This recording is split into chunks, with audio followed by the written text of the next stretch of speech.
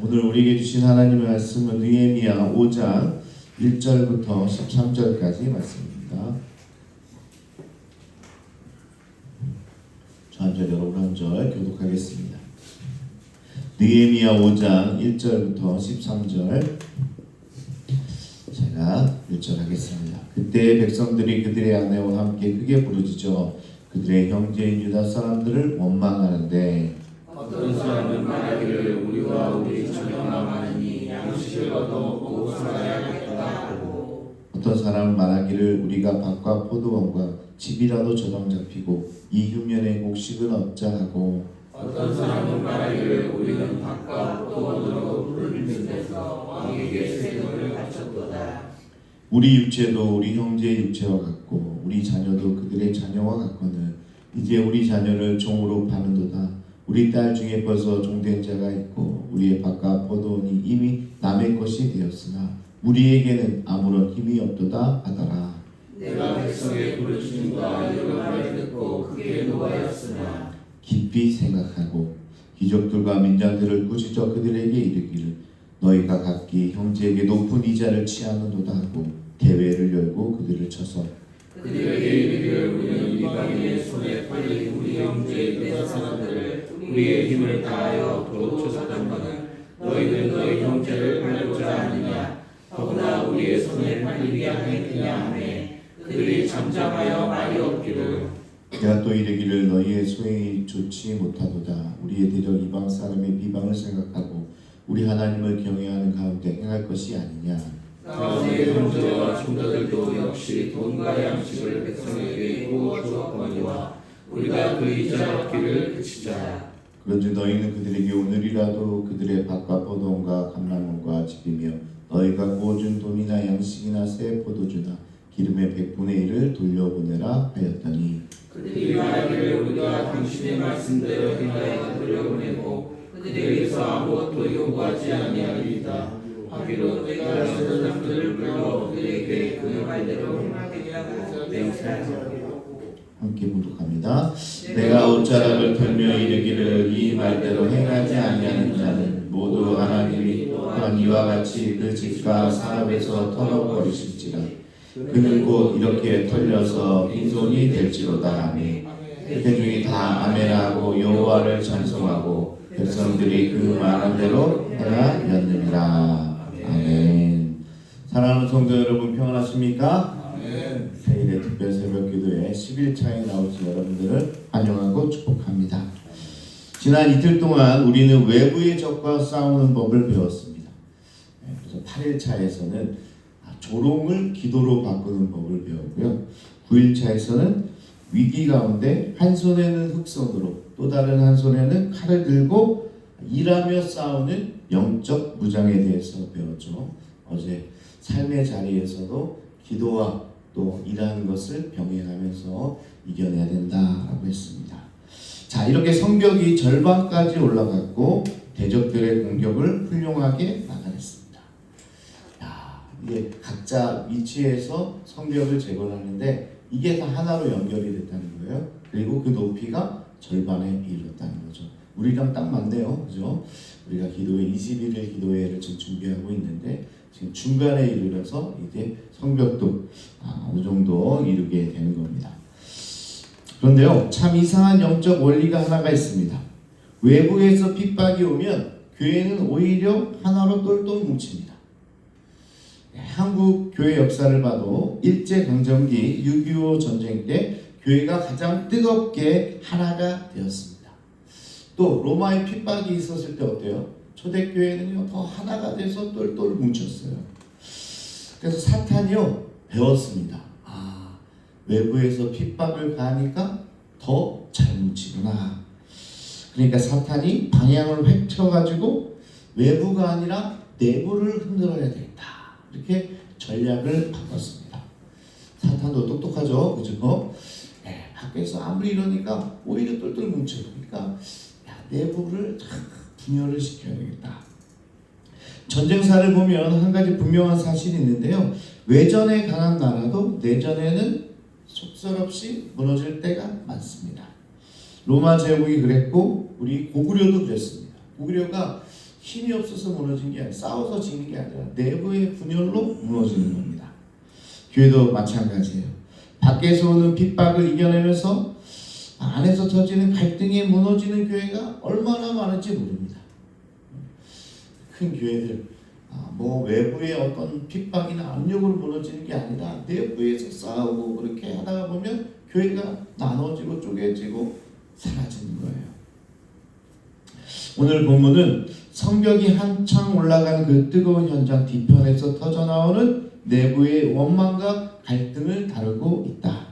그리고 느헤미야는 이 치명적 위기를 어떻게 은혜로 풀어가는지를 보여주고 있습니다. 오늘 참 중요한 말씀이에요. 내부의 분열이 생길 때, 내부의 어려움이 생길 때 어떻게 풀어가야 되는가. 자, 1절을 함께 보겠습니다. 때의 백성이 그 아내와 함께 크게 부르짖어 그 형제 유다 사람들을 원망하는지라. 여기서 주목해야 될 것은 원망하는 주체가 누구예요?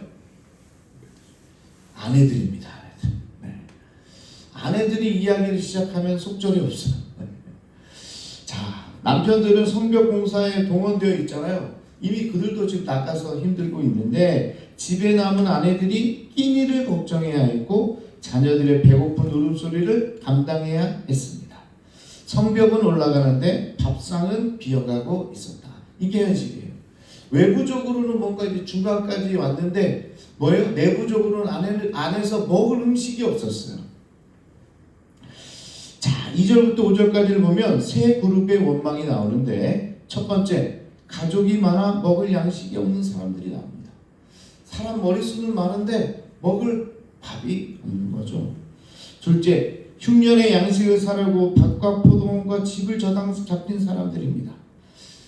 밥을 먹으려고 집을 내놨어요. 셋째, 왕에게 바칠 세금 때문에 돈을 빌려갔다가 자녀까지 종으로 파는 지경에 이른 사람들입니다. 세금으로 인해서 어떻게 해요? 자기 자녀까지 내보내야 하는 상황이죠. 근데요, 여기에 가슴 아픈 사연이 있습니다. 이 백성들을 고리대금으로 착취하여 피눈물을 흘리게 한 자들이 있었어요. 자, 이런 어려운 상황 가운데 돈을 꿔주고 이자를 받으면서 더 힘들게 몰아가던 사람이 있었어요. 누굴까요? 네. 산발랏 도비아 같은 외지 사람들입니까? 아니에요. 같은 동족인 유대 사람들이었어요. 같은 유다의 부유한 귀족들과 민장들이었습니다. 그들은 안에서 동족들의 피를 빨아먹고 있었던 거예요. 야, 지금 밖에 산발락과 도비아 같은 방해꾼들의 거기에 계략에 막는 것도 힘에 붙이는데 안에서는 어떤 사람들이 있어요? 그걸 이용해 가지고 고리대금으로 사람들을 힘들게 하는 사람들이 있었다는 겁니다. 그래서 5절에서 가난한 백성들이 이렇게 이야기하고 있어요. 우리의 육체도 우리 형제의 육체와 같고 우리의 자녀도 그들의 자녀와 같거늘. 여러분, 이 말을 듣고 얼마나 절절합니까? 그렇죠? 야, 당신네 아들만 아들이 아니라 우리 자녀도 우리 아들도 아들이다. 우리도 당신과 같은 사람들입니다. 우리 아이들도 당신과 같은 똑같은 하나님의 자녀예요. 왜 우리만 이렇게 됩니까?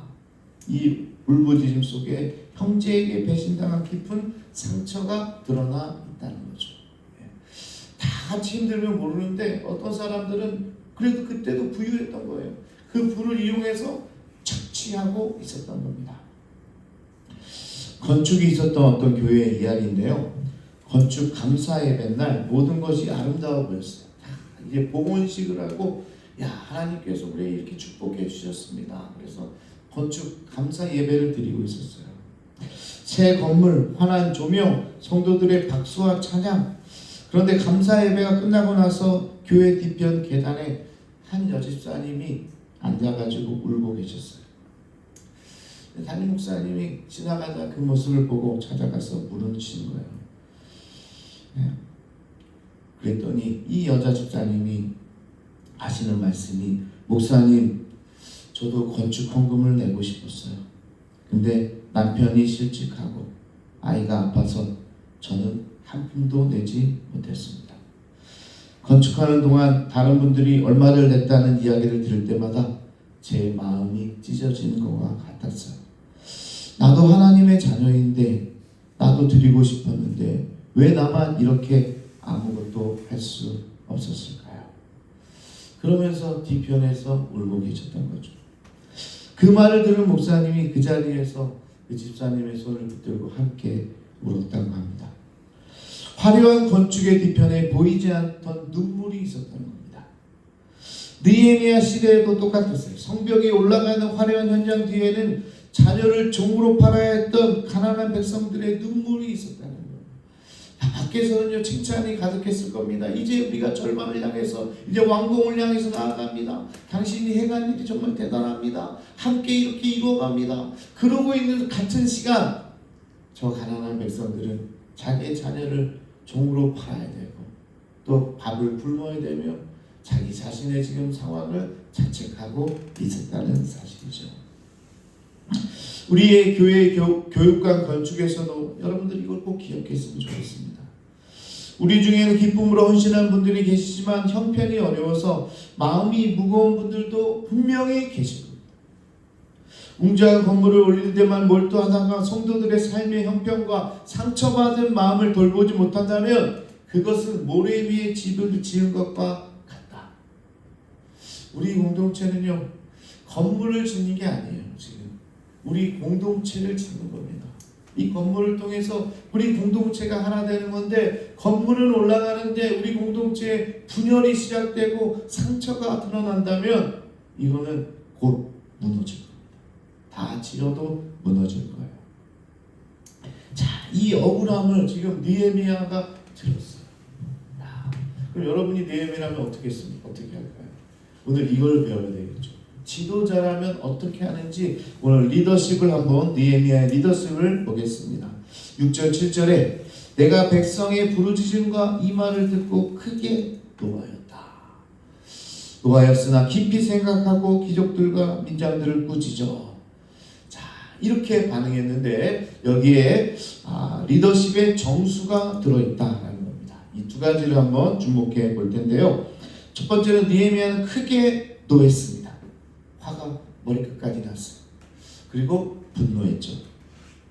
이것을 우리는 거룩한 분노라고 이야기합니다. 야, 무조건 화를 내지 말라. 성경은 절대로 그렇게 이야기하지 않습니다. 야, 어떻게 목사님이 화를 낼 수가 있지? 어떻게 장로님들이 화를 내지? 화를 낼 수 있는 거예요. 네? 그게 거룩한 분노가 있어야 된다. 우리 신앙생활에도요 무조건 화를 내면 안 된다. 이거는 성경에 없습니다. 예수님조차도 성전에서 화를 내셨어요. 그러니까 화를 낼 수 있는데 그게 거룩한 분노여야 된다. 불의 앞에서 화를 내지 않는 것은 의로운 게 아니라 오히려 무관심한 거다. 저 불쌍한 영혼들, 저 죽어가는 심령들을 보고도 그냥 가만히 있는 거, 화를, 거룩한 분노를 내지 않는 건요, 그게 오히려 무관심의 표현이다라는 겁니다. 형제가 착취를 당하고 있는데 야, 그건 그 사람 사정이지 하고 넘어가는 것은 결코 믿음이 아니라는 거예요.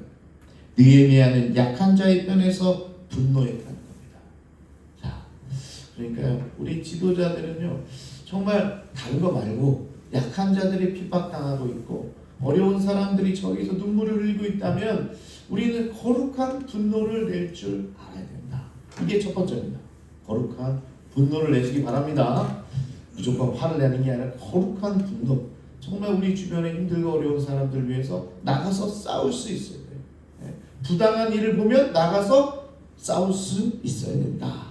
자, 그런데 그 방법이 있어요. 그냥 화를 내는 게 아니고 거룩한 분노를 내는 게 아니라 가장 먼저 했던 게 깊이 생각했다. 자, 야, 이게 대단한 정말 리더십이라고 생각합니다. 우리 감정은 어떻게 해요? 지금 화가 났어요. 그럼 어떻게 폭발하는데 그 분노의 한순간에 멈춰설 수 있어야 됩니다. 할렐루야. 그렇게 하시고 화가 막 났어요. 어떤 회의 가운데 화가 막 났어. 그때 뭐 할 수 있어야 돼요? 멈춰서서 깊이 생각해라. 이게 지도자입니다. 자, 히브리어로 이제 말락이라고 하는데요. 깊이 생각했다. 이거는요, 상황을 파악하고 신중하게 평가한다라는 겁니다. 느헤미야는 감정적으로 폭발하지 않았습니다.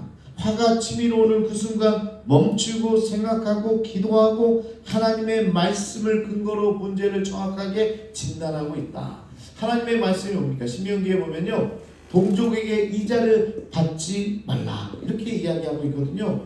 동족의 같은 형제에게 이자 받고 돈놀이하지 말라라고 이야기하고 있는 거예요.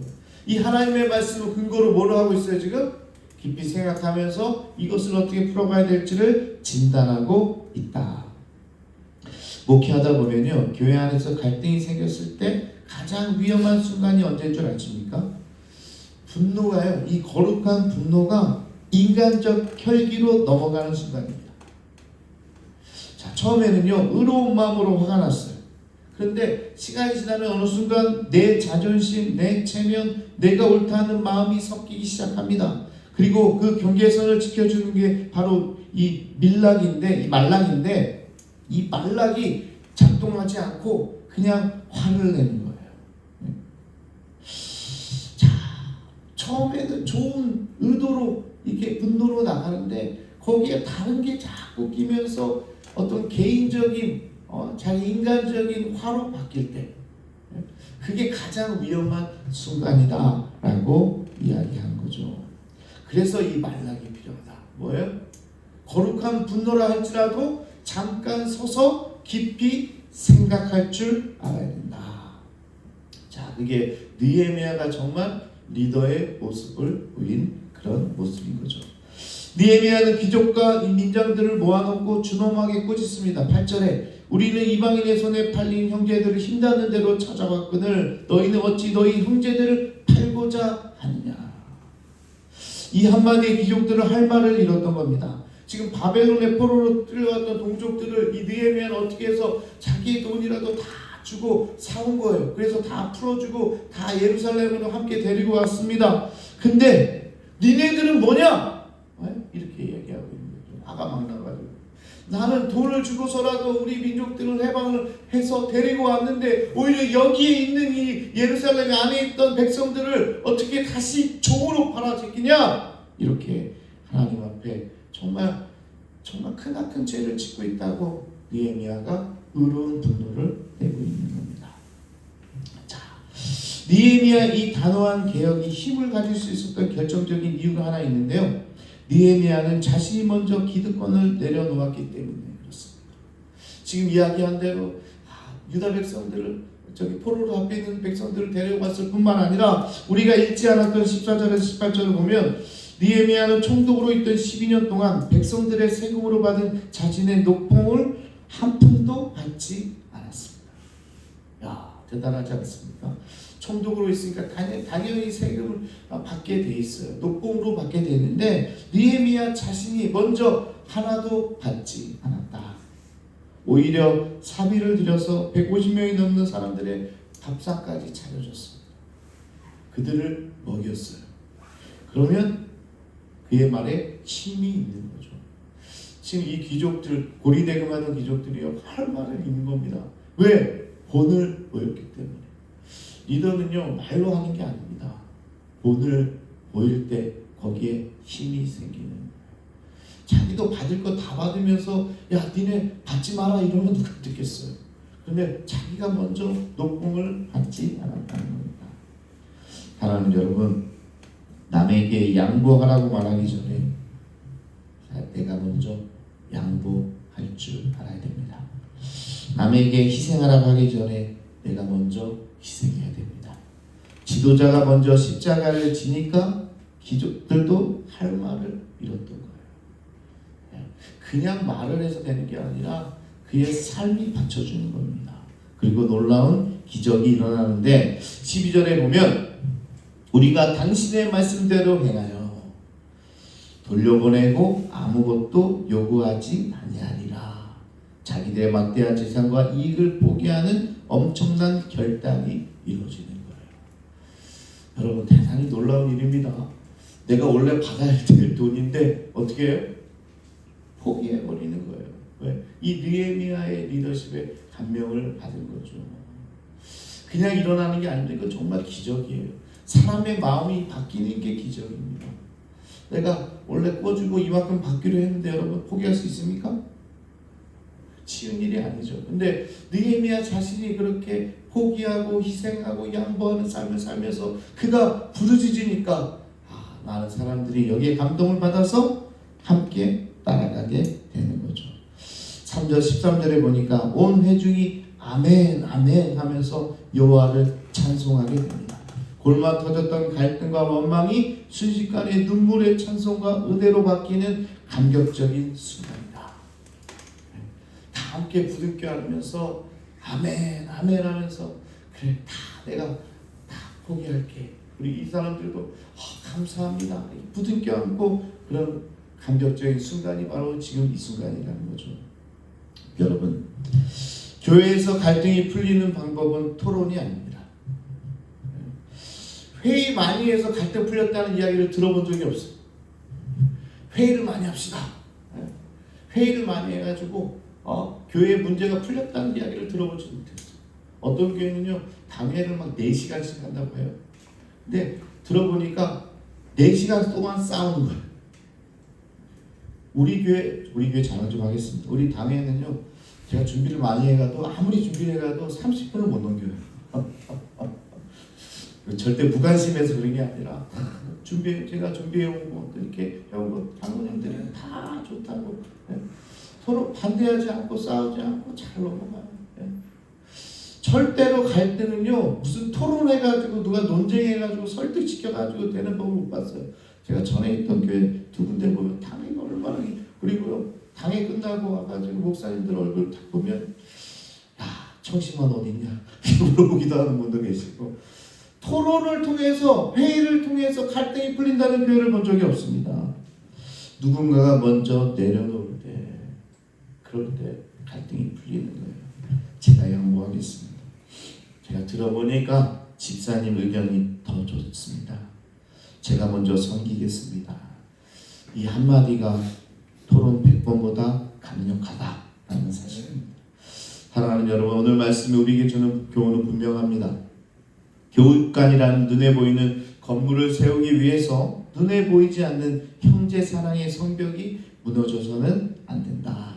건축 과정에서 의견이 부딪힐 때 느헤미야처럼 먼저 깊이 생각하고 말라기죠. 기도의 자리로 나아가기를 축복합니다. 재정의 짐이 무거운 형제가 있다면 내 기득권을 내려놓고 그 형제를 품어주시기 바랍니다. 그럴 때 하나 될 수 있습니다. 아까 말씀드린 계단에서 울던 집사님 이야기의 후속이 있습니다. 담임 목사님께서 그 주일에 온 교인 앞에서 이야기를 나누셨대요. 이 이야기를 간증으로 나누셨습니다. 물론 이름을 바뀌지 않으셨겠죠. 그런데 어떻게 알았는지 그날 예배가 끝나고 여러 성도님들이 조용히 집사님을 찾아가셨대요. 자기도 하고 싶었는데 아무것도 못했던 그리고 울고 있던 그 집사님 있잖아요. 어떤 분은 쌀을 보내주고 어떤 분은 아이 병원비를 도와주고 어떤 분은 그냥 와서 그녀의 손을 잡고 함께 기도해 줬답니다. 건축원금 한 푼 못 냈다고 울던 그 집사님이 성도들의 사랑에 또다시 눈물을 보였다라는 것이 이야기의 결말입니다. 그분이 울보네요. 그렇죠? 못 냈다고 울고 또 성도들이 그렇게 챙겨줬다고 또 내가 혼자가 아니라 함께 한다고 또 울었다는 이야기죠. 이게 교회입니다. 건물이 교회가 아니에요. 여러분, 건물이 아니라 서로 눈물을 닦아주는 사람들이 교회 공동체입니다.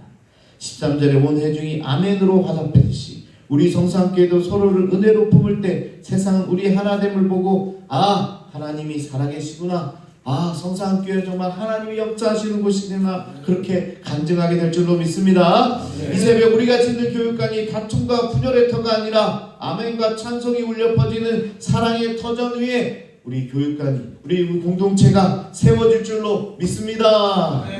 함께 찬양하겠습니다.